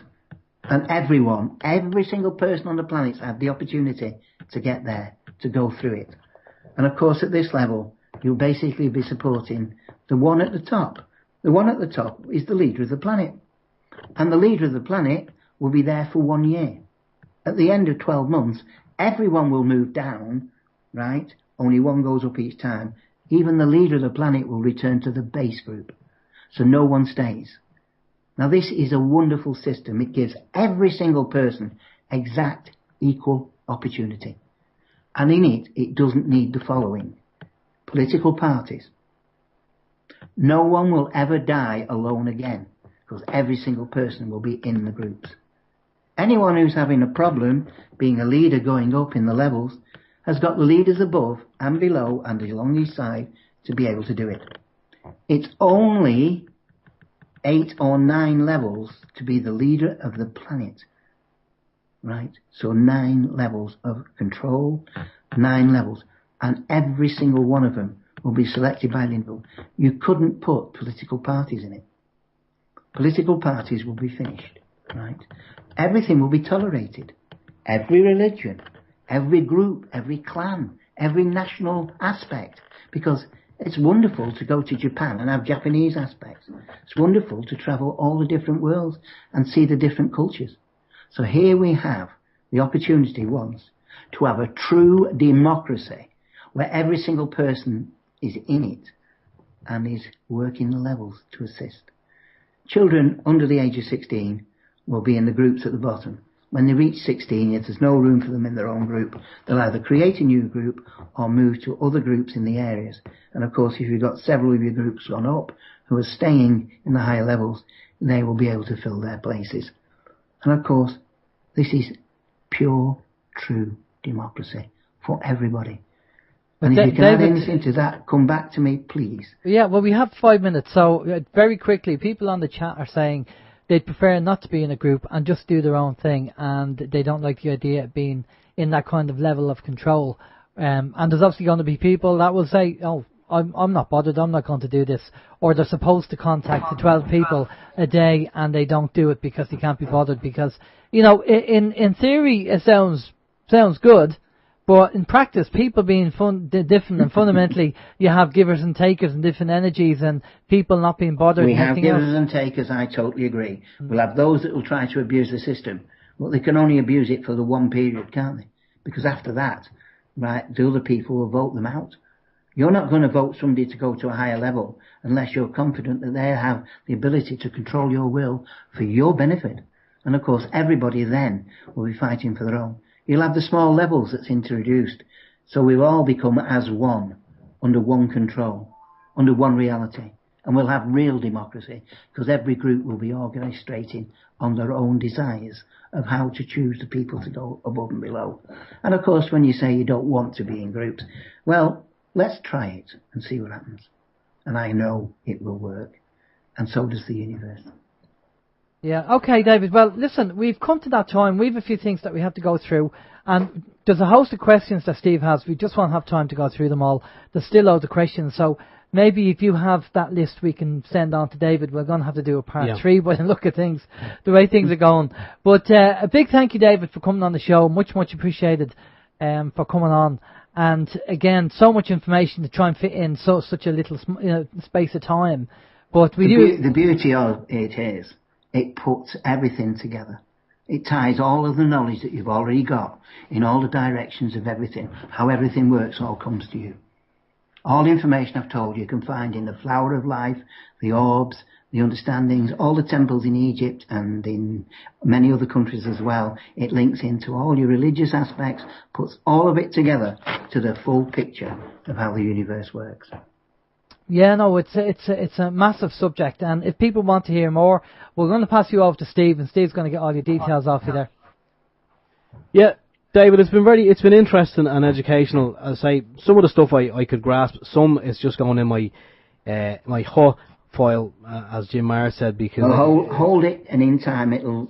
But that's what I'm saying. I mean, at some point in time, some of what you said will hopefully resonate and make perfect sense. I know there's a lot of people on the chat who at this moment in time it's not making sense for them. Some people are getting it and they're saying, you know, well done and fair play. They fully understand what you say. But unfortunately, that's going to be we're going to have to just save a lot of the questions, and I do apologise for not getting to ask them, but they will have to be in another edition. But for the time being, David, can you just give us your website or a YouTube channel, or how can people find out more of the information that you're sharing with us this evening? I'm very easy to get hold of. My telephone number in my office is 01253 297 522. You can also get me. My website is allthatis.co.uk. My email address is universalstudy@aol.com. And the address of the exhibition at the present time is 95 The Promenade, but that will soon change to Dale Street, just off the Promenade in Blackpool. Okay, excellent information. Okay. Yep, I have that. Thanks very much again. Brilliant stuff. All right, David, just stay with us there for a minute. We're going to go over for a musical break, and we'll be back after this. This is Open Your Mind Radio on OYMradio.com, UnitedWeStrike.com, and PeoplesInternetRadio.com. Okay, and we're back. A little bit of black box there, right on time. Yeah, David has agreed to come back on again for a part 3. I know the man has a lot of information. He's passionate about what he says. I know from some of the questions and some of the comments on the chat that it may not resonate with some people. I'll be honest, folks, a lot of what he said this doesn't resonate with me at this moment in time, although I'm not going to poo-poo it. I'm just going to file it away, because I don't know, at some point in time, maybe it will. I genuinely haven't a clue. But for me to just say, oh no, that's a load of rubbish, I mean, that would be very remiss of me, and I think, maybe that's not the way forward. As I say, I'll file it away. At some point in time, maybe, it could be 5, it could be 10, 15, 20 years, I don't know. Down the line, something may happen, and I might just think back to this moment in time. We don't know. Well, as Jim Marr says, if the things that doesn't resonate with you, you put it in the file, and then leave it there, put it on the shelf, and we're all on a path of knowledge, and we're all learning. And, there's things go back 2 years ago that we would have heard, and myself and Steve would have went, I don't know about that. And then 2 years later we go, yeah, okay, now we get it, we understand it. So, again, we're not saying that you have to believe what David's saying. What we're saying is keep an open mind to it. And obviously, if the information doesn't resonate with you, maybe it's wrong, or maybe, you're not ready for it. Maybe in a few months' time, maybe in a year's time, you'll be ready for it, and then you remember the interview that David did. Or maybe you'll never be ready for it, because maybe the information could be wrong. We don't know. But what we're saying is, just keep an open mind. That's what we're all about. Keep an open mind. Yeah, and just as I think Chris said it there, that he says, I agree with Steve. Stuff I dismissed years ago seems to be coming through now. And look, my own family, I have a sister who I love dearly. There's a lot of stuff that I'm involved in because of Alan. The stuff that we see and we're kind of privy to, and people who we've interviewed. I've got information. I've heard information. I've put it out there. I mean, look. I plant seeds. I'm like a gardener of knowledge. A gardener of knowledge. Gardener of knowledge. Like ooh. Percy Trower. Never heard of him. Yeah, so I mean, I just give the information. As I said to someone only recently, what people say about me doesn't affect me. What people think about me doesn't affect me. I don't care anymore. All I know is I'm sharing information. I'm sharing love. Not in that love kind of way, but I don't know. But anyway, my sister, I only had a conversation with her this morning, and she was kind of talking about stuff that's going on today, even in relation to water meters and, the way people are standing up and starting to fight and protest against the government. But I mean, 2 years ago, or even a year ago, it would have been 2 years ago, I was giving her information in relation to the children's referendum that we were asked to vote on. And she wasn't interested as far as she was concerned. That if we care about the children, we vote yes. Now, although in the end she told me that she did vote no, because she done a little she had a bit of a change of heart at the 11th hour. She looked kind of more into it before she actually made the vote. But she was kind of following the party political broadcast, whereby they say vote for yes for the children. If you care about children, you will vote yes. But over the past couple of years now, since then, she is beginning to kind of open up a little bit more.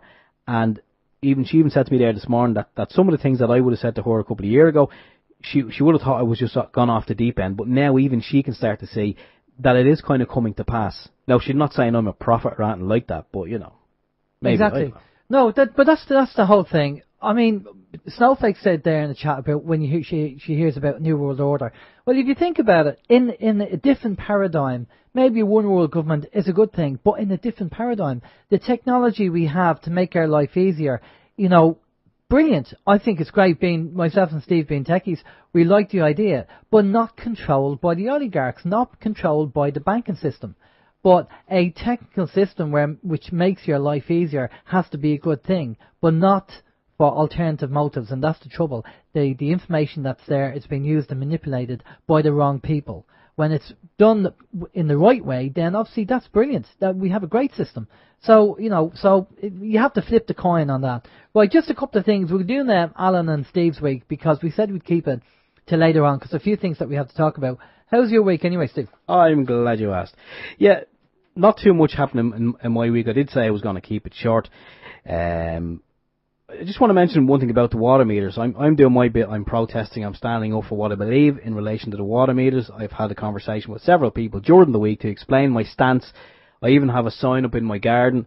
One of the neighbours was talking to my wife, and he kind of thought, I'm wasting my time. But as I said, I would rather stand up and try something. I'd rather try something and fail than not try at all. That's just kind of my thought process. But there is a man he's in Ireland, in Mullingar, County Westmeath. What he's done is he actually took the meter out. He uninstalled it, and there's the little caps that you need for when you take the meter out. there's a little kind of a cap that goes on. They are available. You can find them if you just Google it on the internet or look it up on the internet. You can find where to get these. They are available in Ireland, so you can take your meter out if you already have one, and you can post it back, which is what the man in Mullingar did. He put it in a box and he sent it back to Irish Water, and I believe he sent them a bill as well for his services taking it out, and also for the post and packaging back to their premises. I can only assume that they will get the invoice and it'll go in the bin. And I'm guessing then after, if he sends them an invoice and they don't kind of pay it, he can probably bring them to the small claims court, can't he? Well, remember I told you the story about the guy in the UK where he found out that his bank was actually overcharging him. Yeah. And taking money they shouldn't have been taking. So he got a forensic accountant in, and they owed him something like 3,000 sterling. And he sent the bank a demand saying, you owe me money, and an invoice, and basically the bank just kind of went, who are you, you know? So he went to court, brought the bank to court, he won the case, obviously the bank didn't turn up, and he then hired bailiffs to get the money. So the bailiffs went to the bank and started lifting computers off the desks. Yeah. And of course the bank manager rang the police and said, who do you think you are doing this, you know? And then the guy gave the police the paperwork, seen the court order, and the police said he's right to do this. So very hurriedly, the bank manager pulled him straight into the office and wrote a cheque out for the money that was outstanding. And that's a great story. So if this chap in Mullingar sends an invoice and they don't pay, he hires a bailiff company to go into Irish Water and start lifting stuff off them. Maybe get stuff out of their gym. I believe they have a fantastic gym down there, Exactly, Irish Water, paid by the taxpayer.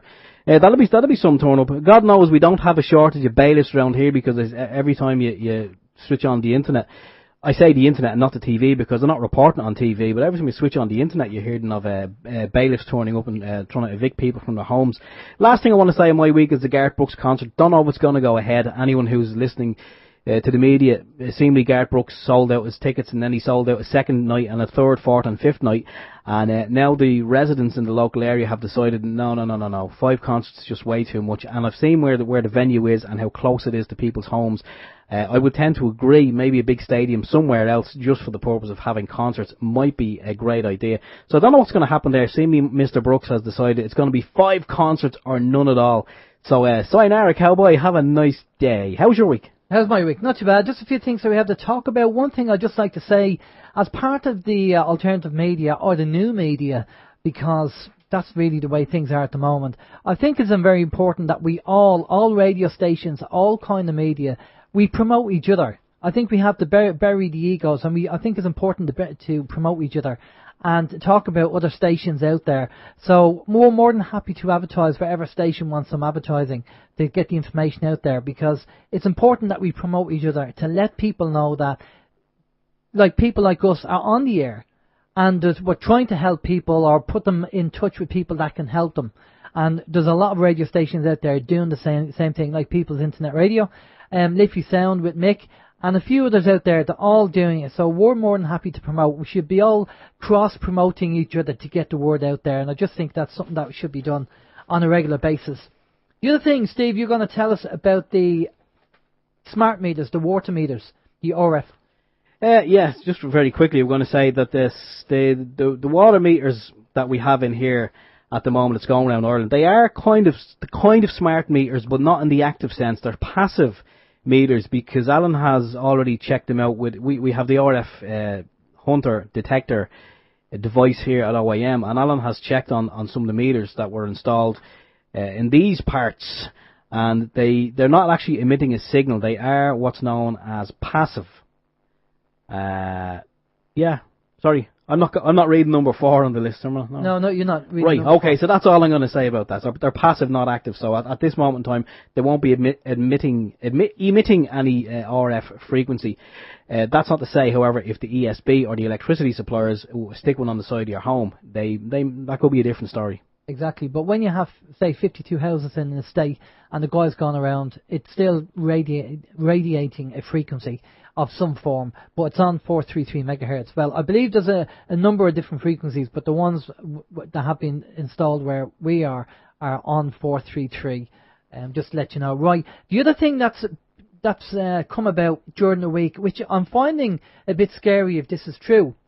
I saw a video regarding a chap being chased by a bank, even though he wasn't in arrears. The banks not having any money, they want to get the house. Okay, the banks basically what it is, I'm going to read this out, but basically, we know the banks are struggling, they don't have the money, they're trying to take the assets, trying to take people's homes off them. Now, this guy had no arrears on his house, and he was near the end, either it was paid, or he was near the end of paying his mortgage, after 25 years. And basically, the banks made up some lies to get a judgment out of him so they could actually go after him and take his house. So if you think about this is quite scary, right? You pay your house, you pay that debt for 25 years or 30 years of your mortgage, and a year or two to go before the end, the banks start playing funny games and saying you missed the payment and we're going to get a judgment on you and take your house off you after 25 years, 30 years of paying your mortgage.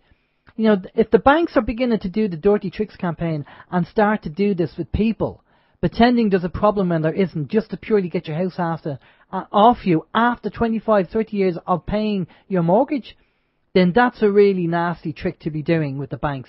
If the banks are doing that, that's really, really bad. We know the banks are bad anyway. They've no morals and no empathy at all. But to be going after people when they're near the end of their mortgage, to come up with some excuse and then say, we're going to, put in a judgment to take your house off you because you didn't pay your mortgage. This guy made all his mortgage payments, and yet the bank made up some excuse saying, you missed the payment, and then went in and got a judgment and brought him into court. If they're doing that, that's scary. That means that why are we paying our mortgages if we know that in 25 or 20 years' time or in 10 years' time that the bank's are going to do dirty tricks to try and get our house after we paid all that money after all the years? That's scary. If they're doing that, that is scary. So we need to, if there's anybody else has heard anything about this, where if somebody's paid the mortgage for a long time and all of a sudden there's problems there, the banks are creating the problem, let us know, keep us posted. That's quite serious. The other thing on the list that I just need to talk about, just watching the time there, we don't have much, is that ex-Gardaí, this was from an ex-Gardaí, I'm not going to read it out because it's too long, but basically it's saying that retired Gardaí are now working as process servers or summons servers for the banks. And now this ex-Gardaí said he's disgusted to know that guards that he worked with and he called friends are now working for the banks and doing this to the Irish people, and he's disgusted. So ex-Gardaí, obviously to make a few quid for the pocket in the retirement, are now working for the banks, going after people, serving summonses and working as process servers. And this guy is disgusted, and he's an ex-Guard as well. So that's what's happening as well. So that's what the ex-Guards are doing. So it's bad enough them supporting the water meter company and supporting the banks when it comes to evictions. Now the ex-Guards are working for the banks and doing summons. Where does it stop, for God's sake? Unbelievable. Stop some of the people, wake up, Alan. I know. And very, very quickly, I've got an article from Patrick, he's one of our listeners on the show, and he sent in information regarding Evergreen Eco Services about septic tanks, talking about they're just trying to push business. We'll try and talk about the article next week if we can. Again, what they're doing is trying to convince people that they need to have the tanks sorted or serviced, but we'll talk about that again. Right, okay, we're running out of time. Next week, looking forward to it, we have James Gilliland on the show. Looking forward to talking to James and finding out what he has to say. For myself, Alan James, it's been a good show and great information from David. Take care, have a safe week, and we'll talk to you next week. Okay, and for myself, Stephen George, I've echoed Alan's sentiments. It's been a great interview. Yeah, good information. Not sure who's on with Vin tonight, but stay tuned if you're listening on PIR for dulcet tones of Vincent. We'll talk to you again next week. Take care. Bye-bye.